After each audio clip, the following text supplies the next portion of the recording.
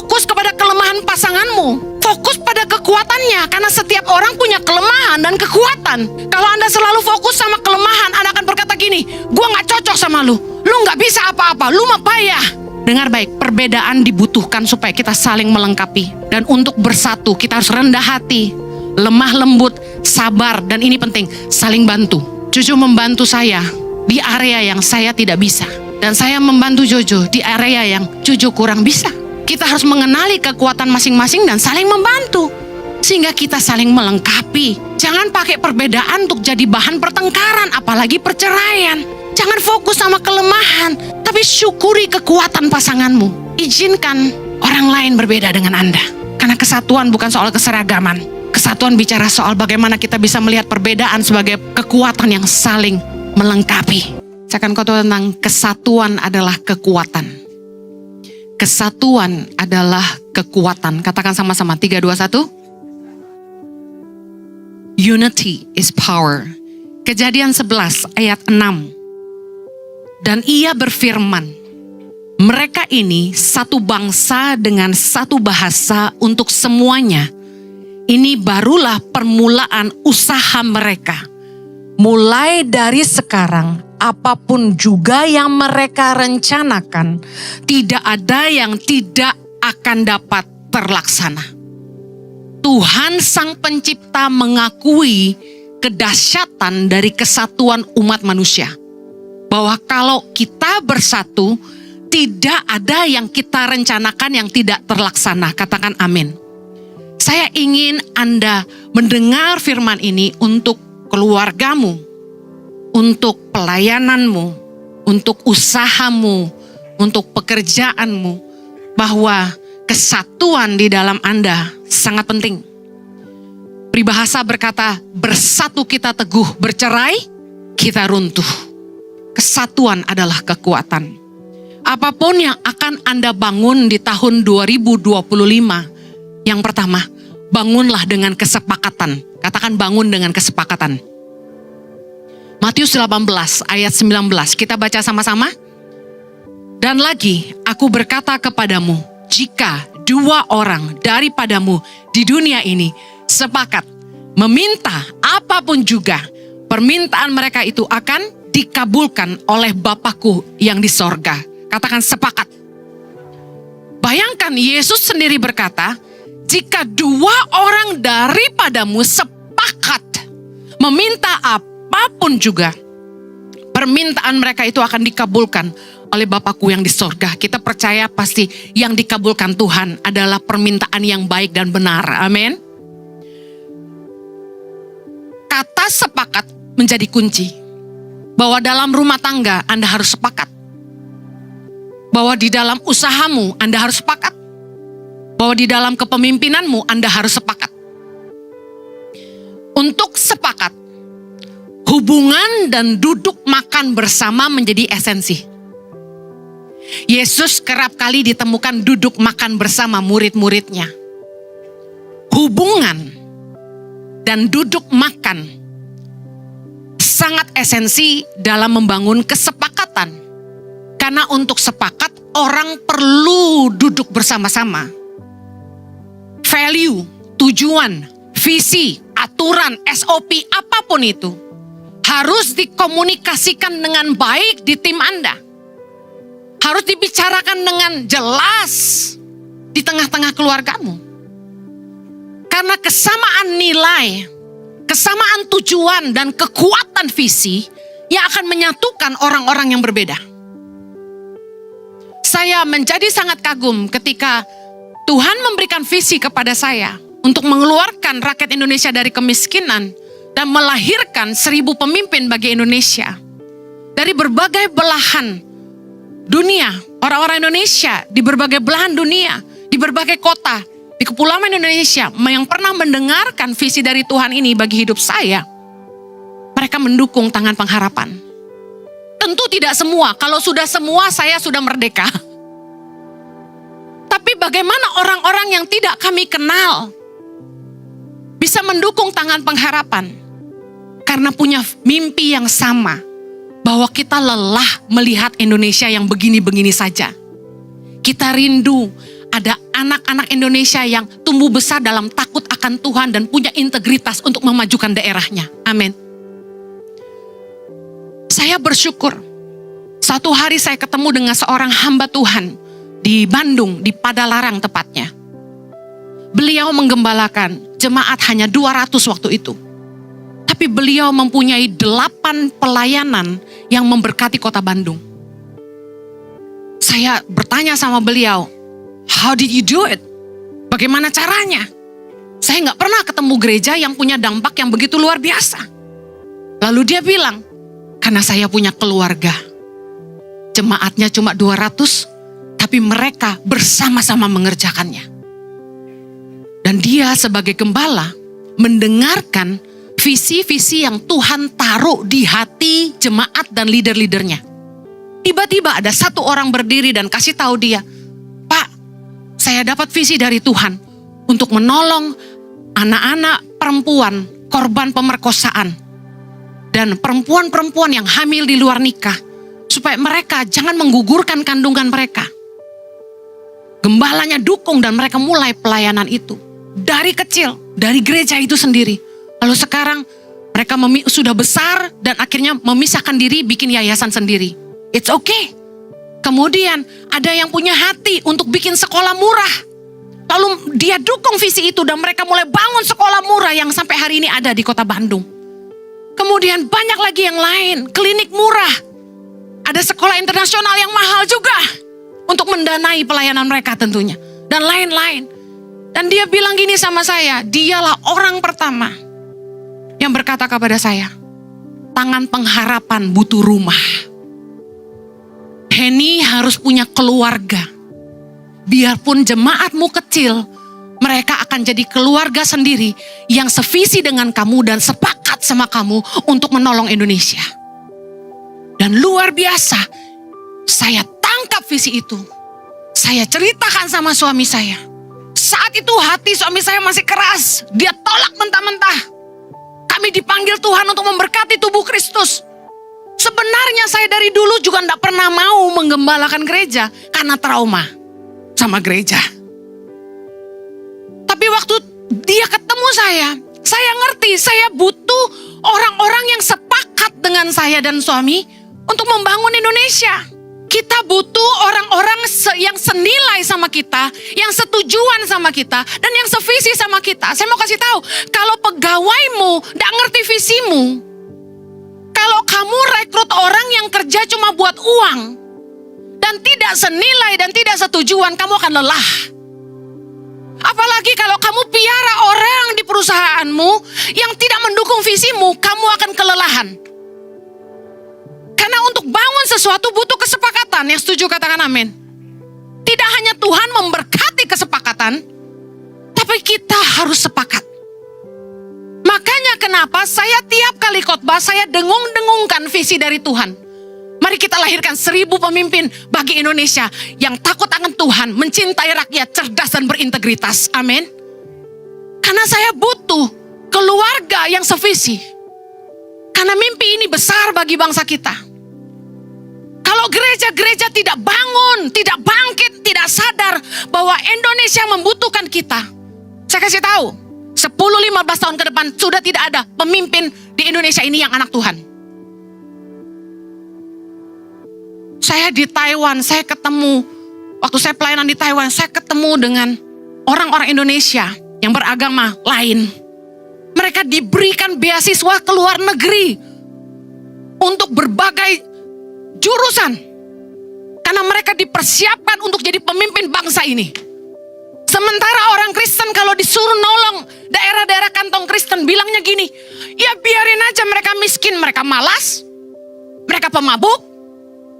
Hei, kamu tidak bisa menghakimi kalau kamu tidak mengasihi.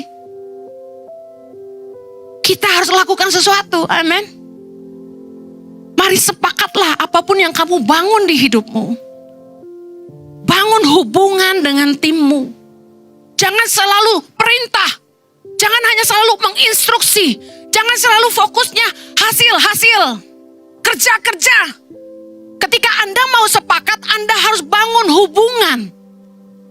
Anda harus punya komunikasi yang baik dengan timmu.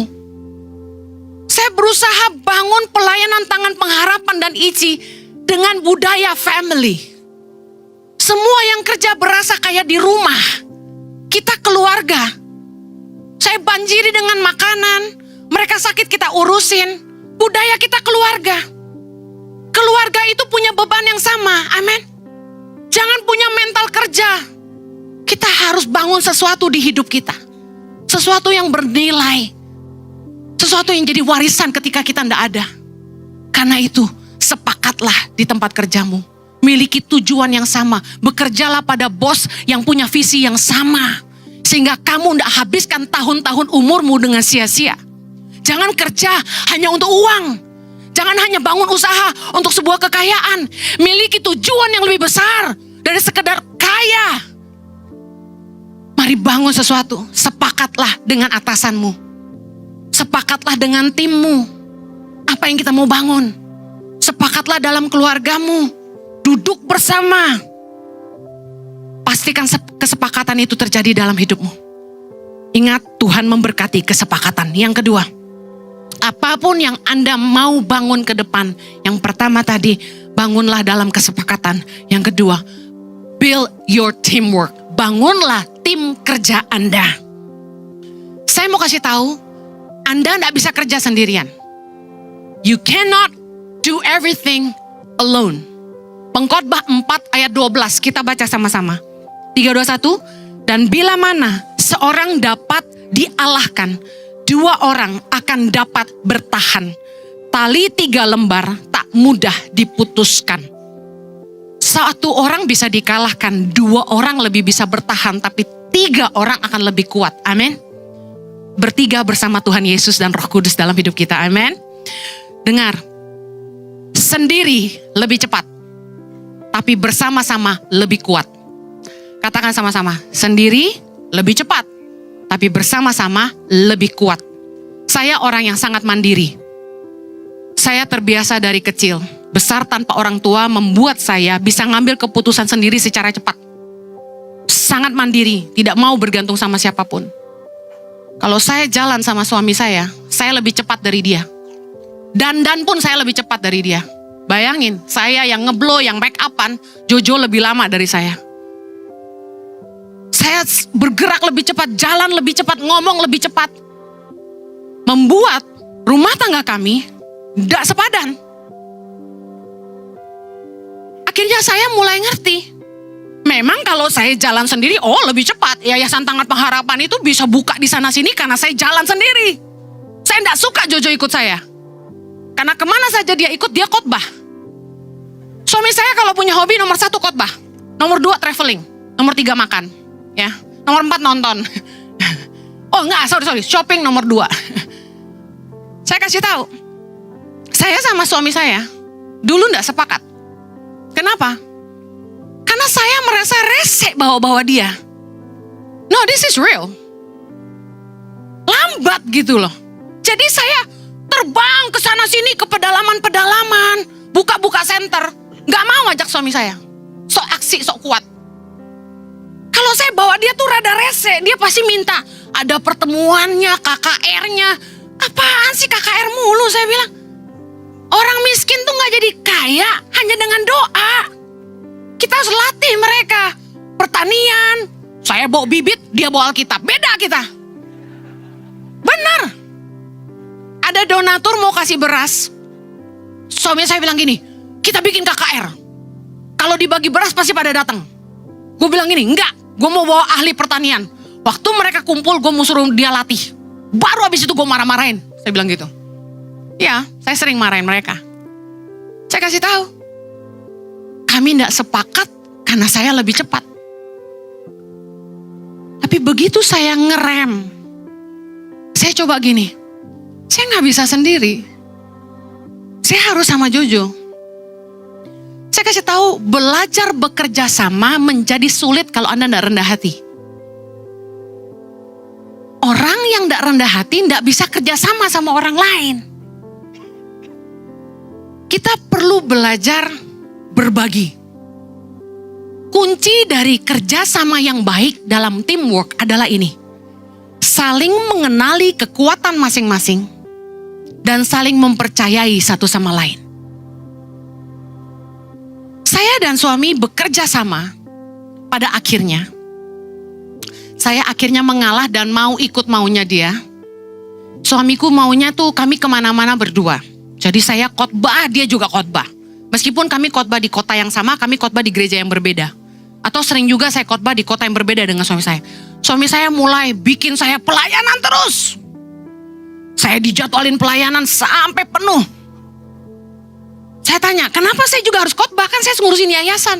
Dia bilang gini, supaya kamu bantu saya cari dana. Kita tanggung sama-sama. Oke, saya ikut. Kami berdua bergerak lebih cepat. Ternyata dampaknya lebih besar.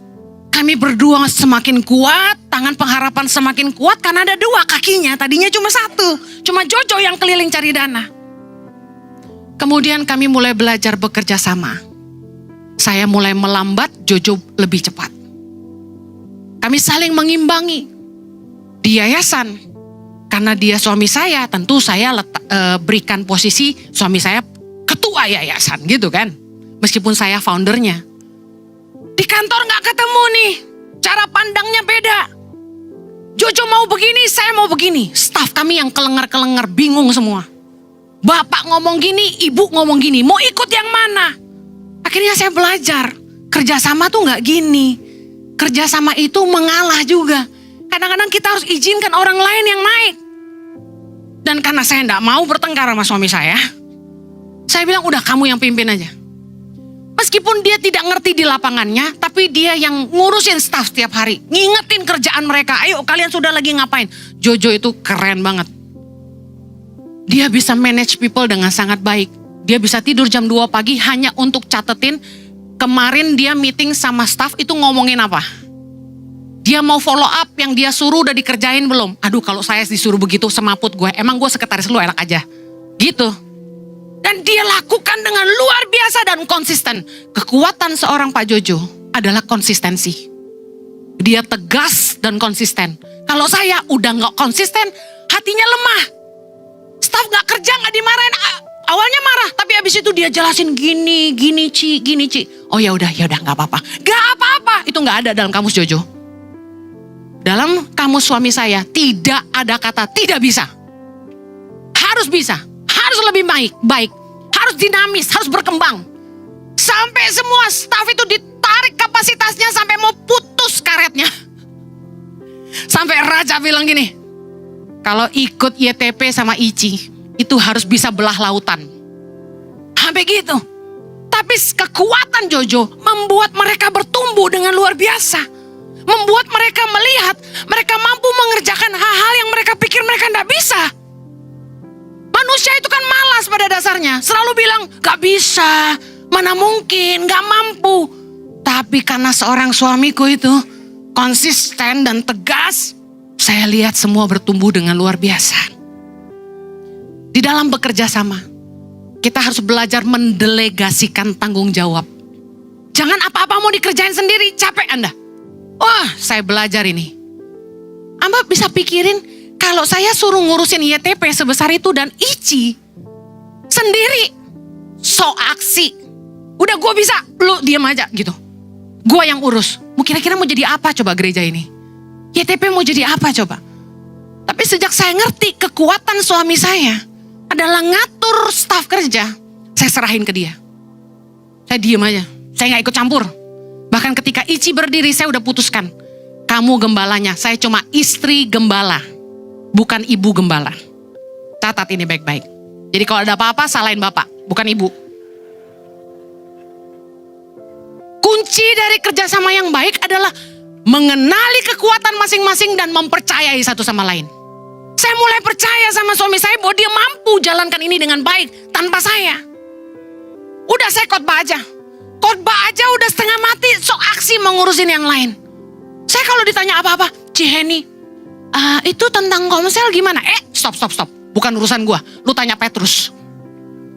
Ciheni, itu pembicara tamu. Sorry. Tanya Dominika, kalau dulu Ciiren. Terus, Ciheni, itu nanti kalau urusan... Stop. Aku gak tahu apa-apa. Tanya sama leadernya.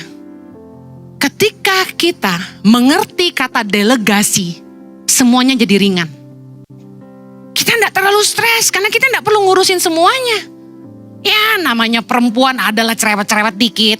Ini kok kotor ya? WC kok bau ya? Kok tong sampah penuh gak dibuang ya? Gitu-gitu aja lah, namanya juga mama. Tapi selebihnya, saya belajar mempercayai. Awal-awal gereja Ici buka, saya bikin banyak kesalahan. Ngomel! Ini berantakan, itu berantakan, ini, mana. Lama-lama gue exhausted sendiri. Sekarang, udah gak mau ngurus lah. Sampai Ci Iren yang ngerti ukuran standar saya, bingung-bingung. Kok dekorasinya begini doang? Jenny bilang apa? Tanya sama tim. Jenny diem aja. Oh, udah berubah, Ci. Udah lebih mempercayai dan mendelegasi. Udah gak mau pusing lah. Kalau ngikutin standar saya, dekorasi mesti begini, dekorasi mesti begitu. Ici mau habis berapa? Udahlah, gak usah pusing lah. Natal juga setahun sekali, itu pohon Natal besok pagi kita udah gak lihat lagi, bye-bye. 1 Korintus 12 kita lihat. Ayat 20. Baca sama-sama yuk. Memang ada banyak anggota, tetapi hanya satu tubuh. Jadi, mata tidak dapat berkata kepada tangan, aku tidak membutuhkan engkau. Dan kepala tidak dapat berkata kepada kaki, aku tidak membutuhkan engkau. Ayat 22.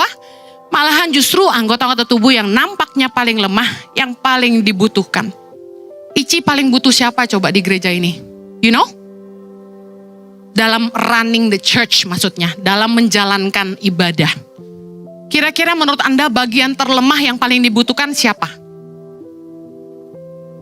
Kalau ada yang jawab benar, saya kasih kaos 1. Siapa? Ibu asrama. Yang paling penting kerjaannya di gereja Ici supaya ibadah itu jalan adalah OB. Anda pikir Anda semalam enak-enak tidur, mereka tidur. Mereka kerja sampai jam 5 pagi tadi malam. Karena jemaat gak mau pulang, masih foto-foto. Jadi mereka terpaksa nunggu sampai semua cabut, 1.30 baru bisa susun kursi, bersihin balon-balon yang pecah di lantai. Saya kasihan, saya udah bilang sama Jojo, pasti habis ini masuk angin semuanya. Saya kasih tahu, tanpa mereka ibadah gak jalan. Anda pikir siapa yang datang paling awal dan pulang paling malam tiap kali kita ibadah? OB. Ini mumpung tahun baru, kasih tips. Firman Tuhan berkata, justru anggota-anggota tubuh yang nampaknya paling lemah, yang paling dibutuhkan. Kita belajar gini, jangan menganggap diri kita lebih hebat dari orang lain. Di dalam kelemahan mereka, mereka juga punya kekuatan yang kita butuhkan. Jangan lihat fokus kepada kelemahan pasanganmu. Fokus pada kekuatannya, karena setiap orang punya kelemahan dan kekuatan. Kalau Anda selalu fokus sama kelemahan, Anda akan berkata gini, gue gak cocok sama lu gak bisa apa-apa, lu mah payah. Tapi kalau Anda fokus sama kekuatannya, Anda akan menyadari bahwa kita satu sama lain saling melengkapi. We complement each other. Anak saya waktu lihat saya khotbah di malam Natal, lalu suami saya bangkit berdiri dan tantang orang terima Yesus. Anak saya bilang gini, Mami, you and Daddy are meant for each other. Artinya kalian berdua tuh memang jodoh, dia bilang gitu. Saya bilang, kenapa kamu baru sadar sekarang? Udah telat, anak udah gede. Dia bilang, wow kalian cocok banget. Teman-teman kita bilang, mama papa kamu tuh cocok satu sama lain. Puji Tuhan kalau anak-anak kita bisa lihat kita cocok, amin. Kita saling membutuhkan. Jangan fokus sama kelemahan orang, tapi lihat kekuatan mereka. Ini yang paling penting dalam perbedaan. Karena untuk build teamwork, kita akan tabrakan dengan namanya perbedaan. Perbedaan pendapat, perbedaan cara pikir, perbedaan respon. Berikan ruang untuk berkreasi. Berikan ruang untuk orang berkreativitas. Karena cara tiap orang beda. Dulu, kenapa saya sering marah? Waktu gereja awal buka, karena saya coba paksakan cara saya.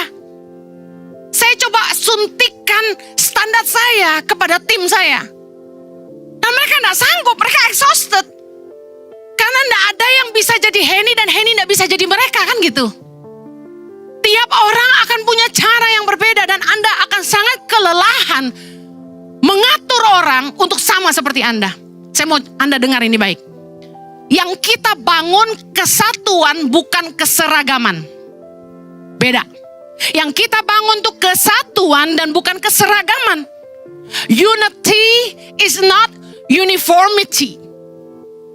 Dalam kesatuan, kita akan lihat perbedaan kekuatan yang saling membutuhkan. Jangan coba ubah orang, izinkan mereka berkreasi. Saya paling gak suka kalau ada orang yang bilang gini, saya gak cocok nih sama selera desain dia. Kamu umur berapa? Dia umur berapa? Masing-masing punya taste sendiri. Kamu punya pasar sendiri, dia punya pasar sendiri. Izinkan orang berkreasi, amin. Efesus 4, perikopnya bagus. Kesatuan jemaat dan karunia yang berbeda-beda. Sih? Karunia beda, tapi jemaat harus bersatu. Ayat 2, hendaklah kamu selalu rendah hati, lemah lembut dan sabar. Tunjukkanlah kasihmu dalam hal saling membantu. Dan berusahalah memelihara kesatuan roh oleh ikatan damai sejahtera. Satu tubuh dan satu roh, sebagaimana kamu telah dipanggil kepada satu pengharapan yang terkandung dalam panggilanmu. Dengar baik, perbedaan dibutuhkan supaya kita saling melengkapi. Dan untuk bersatu kita harus rendah hati, lemah lembut, sabar, dan ini penting, saling bantu. Jojo membantu saya di area yang saya tidak bisa. Dan saya membantu Jojo di area yang Jojo kurang bisa. Kita harus mengenali kekuatan masing-masing dan saling membantu. Sehingga kita saling melengkapi. Jangan pakai perbedaan untuk jadi bahan pertengkaran, apalagi perceraian. Jangan fokus sama kelemahan. Tapi syukuri kekuatan pasanganmu. Syukuri kelebihan anak-anakmu. Jangan terus tekan dan marahi anak-anakmu. Karena apa yang mereka tidak bisa lakukan sesuai dengan kemauan dan standarmu. Izinkan orang lain berbeda dengan Anda. Karena kesatuan bukan soal keseragaman. Kesatuan bicara soal bagaimana kita bisa melihat perbedaan sebagai kekuatan yang saling melengkapi. Yang terakhir, kesatuan memberi percepatan. Kesatuan itu membuat kita mengerjakan segala sesuatu lebih cepat. Karena dikerjakan bersama-sama. Anda pernah nggak? Orangnya rame tapi kerjaannya jadi lama. Ada beberapa orang yang begitu hebat masak gitu. Dibantuin orang banyak tuh biasanya malah ribet. Kalau yang bantu tuh nggak ngerti bagiannya, malah jadi ngeribetin dia. Pasti diusir. Udah pergi semua, gua aja. Ngerti ya? Kuncinya gini, sebenarnya kalau bisa bekerja sama, beramai-ramai akan lebih cepat, setuju? Bisa kita bangun rumah. Kok lama sih gak jadi-jadi? Tukangnya cuma 10. Duh tambah dong 20 ke 30 biar lebih cepat, ngerti ya? Makin banyak lebih cepat. Tapi kuncinya di mana? Kenapa? Jadi lama. Belajar dari semut. Amsal 6 ayat 6. Hai pemalas, pergilah kepada semut. Perhatikanlah lakunya dan jadilah bijak. Biarpun tidak ada pemimpinnya, pengaturnya atau penguasanya. Ia menyediakan rotinya di musim panas dan mengumpulkan makanannya pada waktu panen. Saudara tahu semut tuh badannya kecil banget. Mereka ngumpulin makanan tuh jalannya jauh loh. Pernah lihat barisan semut? Jauh. Tapi kenapa mereka bisa kerjasama gak ada pemimpinnya? Karena mereka saling bantu. Mereka bisa disiplin, baris rapi dan mengerjakan bagian masing-masing. Kunci kesatuan yang membawa percepatan adalah gini. Kita harus sevisi dan berjalan sesuai fungsi. Harus ngerti bagian masing-masing. Kalau 20 orang masak bareng, harus ada yang ngerti dia yang bagian cuci sayur. Harus ada yang ngerti bahwa dia yang bagian potong-potong. Harus ada yang ngerti dia bagian ngulek bumbu. Ada yang harus ngerti dia bagian cuci perlengkapan. Ada yang ngerti dia yang bagian ongseng-ongseng, dia yang bakar-bakar. Masing-masing ngerti dan berjalan sesuai fungsi, pasti lebih cepat. Tetapi yang membuat mereka kerja efektif adalah mereka sevisi. Mereka udah dikasih tahu hari ini masaknya ini. Kalau mereka nggak tahu mau masak apa, yang satu bingung apa yang mau dipotong, bumbu apa yang mau diulek, apa yang mau dipanggang. Yang menyatukan adalah visi. Lalu mereka berjalan sesuai fungsi. Yang mengerti katakan amin. Kalau Anda mau rumah tanggamu majunya cepat, usahamu majunya cepat, suami istri harus kerja sama. Masing-masing ngerti fungsinya. Saya mau akhiri. Jangan habisin waktumu berselisih yang tidak perlu. Karena perselisihan itu buang waktu. Titus 3 ayat 9. Hindarilah persoalan yang dicari-cari dan yang bodoh. Shake your hand off dari hal-hal yang tidak penting. Saya paling gak mau ngurusin yang gak penting. Begitu ada orang datengin saya, Ciheni, saya mau kasih tahu, ada urusan gini-gini. Stop. Bukan urusan saya, sorry. Gak mau gue buang-buang memori gue yang tinggal dikit ini buat dengerin hal yang gak ada urusannya dan gak penting. Udah, jangan bawa ke sini. Go. Anda harus bisa membedakan mana yang perlu dibahas dan yang gak perlu dibahas. Anda harus bisa bedakan apa yang penting dan yang tidak penting. Hindari perselisihan yang tidak perlu. Kalau perselisihan pendapat yang penting kita harus selesaikan. Yang terakhir, jangan fokus sama haters. Sebaik-baiknya kamu akan selalu ada orang yang gak suka sama kamu. Filipi 1 ayat 15, kita baca sama-sama. Ada orang yang memberitakan Kristus karena dengki dan perselisihan. Tetapi ada pula yang memberitakannya dengan maksud baik. Sebaik-baiknya kamu, Kristus itu berita yang baik bukan? Tapi tetap ada yang beritakan karena perselisihan dan iri hati. Mari fokuslah kepada orang-orang yang mengasihi kamu. Orang-orang yang berjuang bersama kamu. Orang-orang yang mau bayar harga sama-sama kamu. Dan bangun hidup sama-sama kamu. Jangan fokus sama orang-orang yang gak suka sama kamu. Sama orang-orang yang ngomongin kamu. Dan jangan ngotorin kuping orang-orang yang sayang sama kamu. Karena itu jadi beban buat mereka. Dan saya mau kasih tahu itu beban yang gak perlu. Ingat, kesatuan akan memberikan kekuatan dan percepatan. Apapun yang Anda bangun ke depan, nomor 1, bangun dengan kesepakatan. Yang kedua, bangun tim kerja Anda, build your teamwork. Sendiri lebih cepat, bersama lebih kuat. Yang terakhir, kesatuan itu memberi percepatan. Pastikan kita bangun dengan visi yang sama dan menjalankan semuanya sesuai fungsi masing-masing. Amen. Tuhan memberkati, kita berdoa. Bapa di sorga, kami berdoa agar tahun 2025 ini kami semua mengerti kekuatan kami masing-masing dan kami mau sepakat dengan pasangan kami, sepakat dengan orang-orang yang satu tim dengan kami. Tuhan, kami mau bekerja dengan lebih cepat ke depan, dengan mengatur sevisi dan kami bisa bekerja sama satu sama lain. Berkati umat-Mu, hamba-Mu berdoa, tahun 2025 akan jadi tahun kekuatan dan percepatan bagi mereka. Di dalam nama Yesus. Yang diberkati Tuhan sama-sama katakan,